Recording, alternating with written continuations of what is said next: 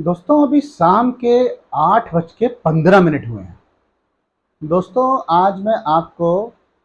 राष्ट्रपति बाइडेन और राष्ट्रपति जेलेंस्की के बीच में जो कुछ वार्तालाप हुई है उसके बारे में बातचीत करना चाहता हूं कि यूक्रेन और अमेरिका दोनों ही बहुत प्रमुख राष्ट्र हैं और आपको अच्छी तरीके से मालूम है कि यूक्रेन में रूस के साथ में यूक्रेन का युद्ध चल रहा है और बाइडेन सरकार ने यूक्रेन की सरकार को काफ़ी मदद की है, लेकिन यूक्रेन को बहुत ज़्यादा हानि का सामना करना पड़ा है और उनके कई जो नागरिक हैं हताहत हुए हैं और उनको धन संपदा का भी बहुत ज़्यादा नुकसान हुआ है। लेकिन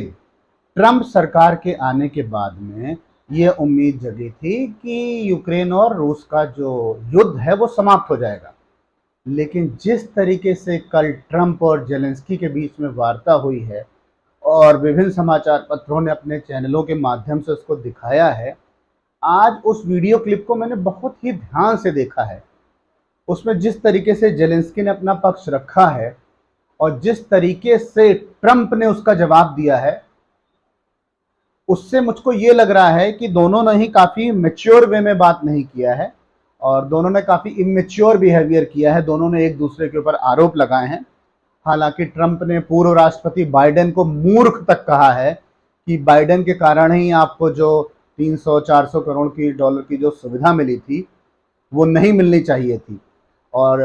ट्रंप ने तो यहाँ तक कह दिया है कि आपके नागरिक मारे जा रहे हैं, आपके सैनिक मारे जा रहे हैं, आपको बहुत नुकसान हो रहा है, आप युद्ध जीत नहीं सकते हैं, तो फिर आप युद्ध को समाप्त क्यों नहीं कर देते हैं। जेलेंस्की ने कहा है कि रूस ने तो कहा था कि हम 3 दिन में युद्ध को समाप्त कर देंगे, लेकिन युद्ध तो अभी तक चल रहा है। जेलेंस्की चाहते हैं कि जिस तरीके से बाइडेन सरकार ने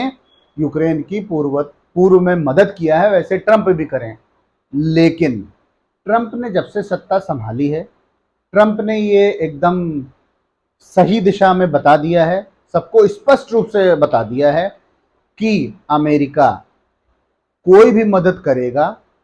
तो उसमें जब तक अमेरिका का कोई फायदा नहीं होगा तब तक कोई मदद नहीं करेगा। जैसा अभी ट्रंप और जेलेंस्की की बातचीत से लग रहा है कि जेलेंस्की और ट्रंप जिस तरीके से वाद विवाद कर रहे थे उसको विभिन्न समाचार पत्रों के चैनलों पर प्रसारित किया गया, वो पूरी तरीके से इमेच्योर बिहेवियर था। ऐसा लग रहा था कि दोनों आपस में लड़ रहे हैं।